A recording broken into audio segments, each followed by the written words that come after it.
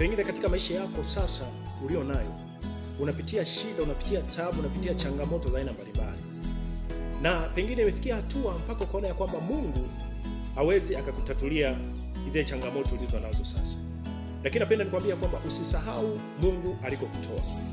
Mungu amekutoa mbali. Mungu amekutatulia vitu vingi ambavyo wakati mwingine tukianza kuvitaja hapa au tuwezi kumaliza kuvitaja.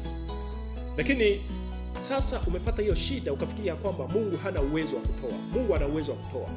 Mungu ana uwezo wa kutatua. Tunaona wana wa Israeli walipokuwa wanatoka Misri, walifika sehemu moja inaitwa Refidim. Wana wa Israeli walianza kumnungunikia Musa na kumwambia kwamba Musa, tupatie maji ya kunywa.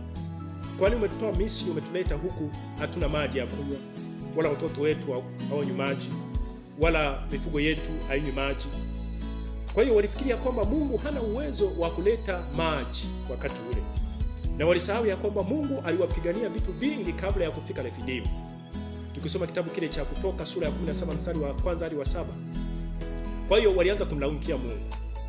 Mungu aliwatatulia kabla ya kufika Refidim, aliwatatulia vitu vingi na matatizo mengi na shida nyingi na changamoto nyingi walizopitia katika maisha yao. Walipokuwa wanatoka Misri, walifika sehemu moja inaitwa Bahari ya Shamu. Katika ile Bahari ya Shamu walipokuwa wanataka kuvuka, walishindwa kwa sababu ilikuwa ni bahari. Mungu aliwapigania wakaweza kuvuka. Wale maadui zao waliokuwa wanafuatilia nyuma wakaweza kuangamia katika ile bahari. Lakini walifika hatua tena, walifika katika jangwa na wakakoswa maji ya kunywa. Mungu aliwapigania wakapata maji ya kunywa. Lakini walipofika Refidim, wakaanza kumnungunikia Musa, wakaanza kumnungunikia Mungu ya kwamba Mungu, tupatie maji ya kunywa, wakifikiria kwamba Mungu hana uwezo wa kutatua shida hiyo, hana uwezo wa kupatia maji. Hata katika maisha yako unayoishi sasa, ile changamoto ulio nayo, endelea kumwamini kwamba Mungu ana uwezo wa kuitatua. Usisahau Mungu alikokutoa, kwa sababu kabla ya kupata hii changamoto, kuna changamoto nyingi ambazo ulizipata kabla ya hapa. Lakini ni nani aliyekutatulia? Ni Mungu ndiye aliyekutatulia. Bila Mungu usingetatuliwa ile changamoto. Pengine ulikuwa na magonjwa yale yalitoweka. Kulikuwa na changamoto mbalimbali, zile changamoto zilitoweka. Hata sasa haijalishi unasumbuka na shida gani.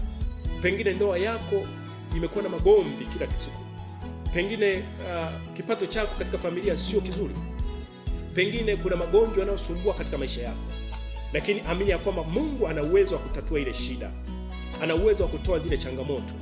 Usisahau Mungu alikokutoa. Mungu atakutendea kwa sababu yeye ana uwezo wa